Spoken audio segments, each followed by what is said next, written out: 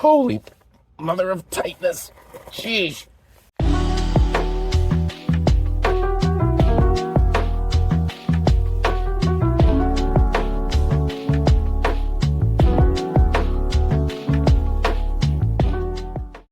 Okay, here's the story. Bought this 84 Audi 4000 Quattro almost 2 years ago now. Came disassembled. Previous owner was doing some refurb, but he had to thin out his projects. I bought it, started reassembling it. First goal being, hey, can I get this car rebuilt, reliable, for small trips? Then a couple months ago, a buddy of mine, Russ, let me know about Radwood Phoenix, first one ever. I'd been to the LA show, wanted to take this car up to the Phoenix show. That pushed up my deadline, and here's how the story went. So got the drive shaft back from the drive shaft shop. It's all been rebuilt. New center support bearing has been installed. He did have to replace the U-joint. He was able to find an exact match, got it installed, lubed up, ready to go. Unfortunately, because I'm in such a rush, I didn't have time to leave it there to have him paint it, because I'm running out of time, running out of weekends before Radwood.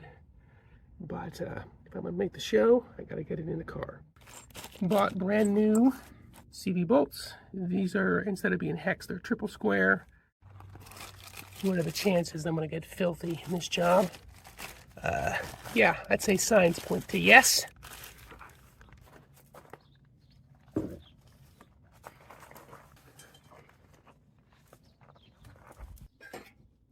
Clank. Ouch. So the question is, center bearing first, trust the slop to give me enough room to get the front CV on, or front CV first, which is going to be a pain in the butt because it's up in the air. Let's find out. All right, I've got all 6 CV bolts installed, tightened, and torqued. I finally have the drive shaft in. I got the rear CV torqued. That was much easier access. This center support bearing was quite a pain. I didn't have to cut these brackets, thankfully, but because the captive nuts came undone, what I was able to do on this here on the right side, I was able to get a big fat washer and nut up there and wedge in some needle nose and get that clamped in with new bolts. I use stainless, so hopefully if I ever have to back it out, it won't be a pain. On this side, kind of the reverse, right? So I got a bolt up from top, again, with a fat washer, push down through, and then I came a nut from the bottom. It's time for me to finish getting this thing off the ramps so I can go drive it and see how it does.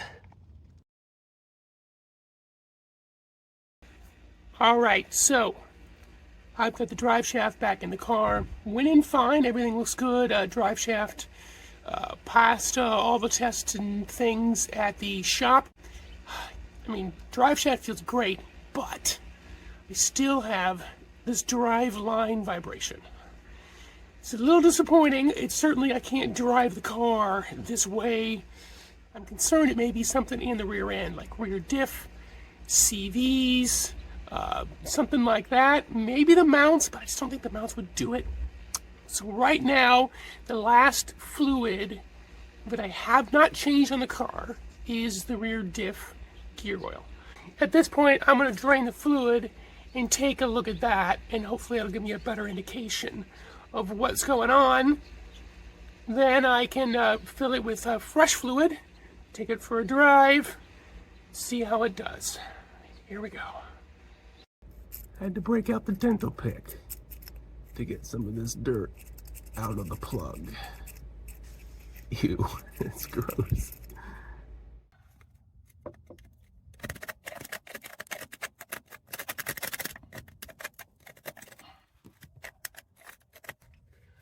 All right, I got this one loose. Holy moly, was it on tight. But a little bit of hammer, keeping the inside of the hex clean. This one's loose and ready to go.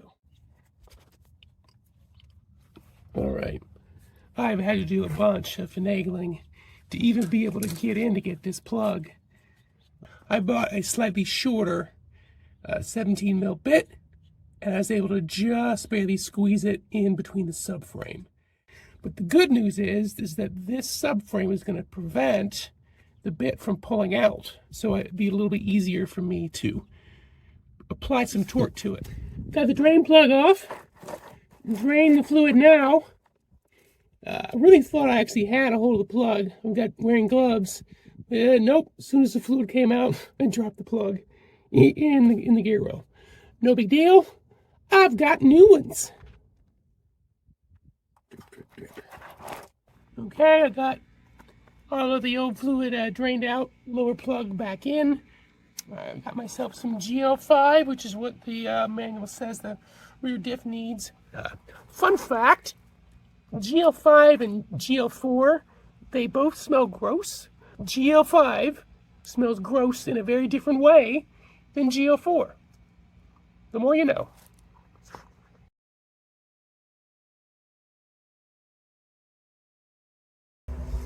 This is Guy back from driving the car after changing the differential gear oil. No difference. Shutter's still there, still the same. My gut's telling me maybe CVs. I was talking to a fellow Audi guy. He said, okay, maybe your diff mounts, which I do have. So at this point, I just need to systematically go through the things that it could be. The good news is it needs rear diff mounts. It's not like it doesn't need them. So I'm going to install them. Of course, now that I've just drove the car, it's all hot as heck under here.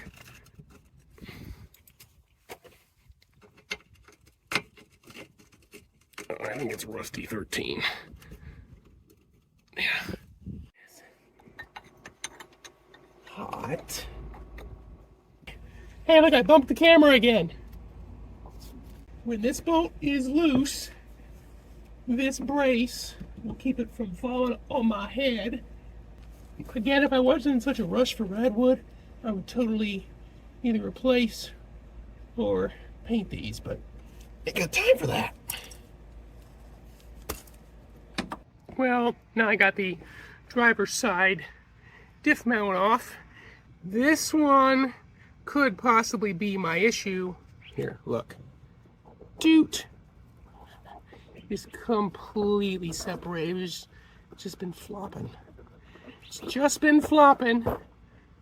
Just finished installing both mounts, brand new. That's driver's side, it's in.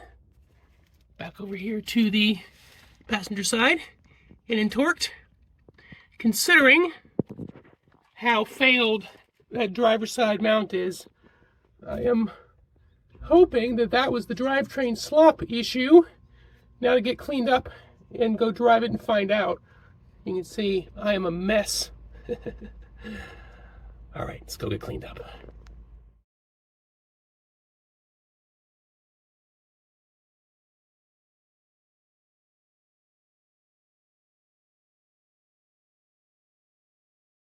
Well, unfortunately, I am not going to be able to drive this car to Radwood.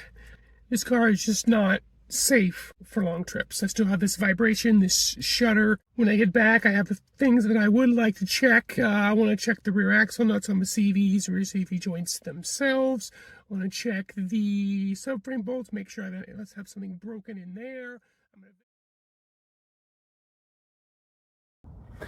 Well, I'm getting ready to head to the Radwood show, but unfortunately, I do need to leave the 4000 Quattro behind. Kind of breaks my heart a little bit. Soon I'll be getting back to it though, back to the Quattro, look at that drivetrain, figure out what's going on with that shutter. Thanks for watching.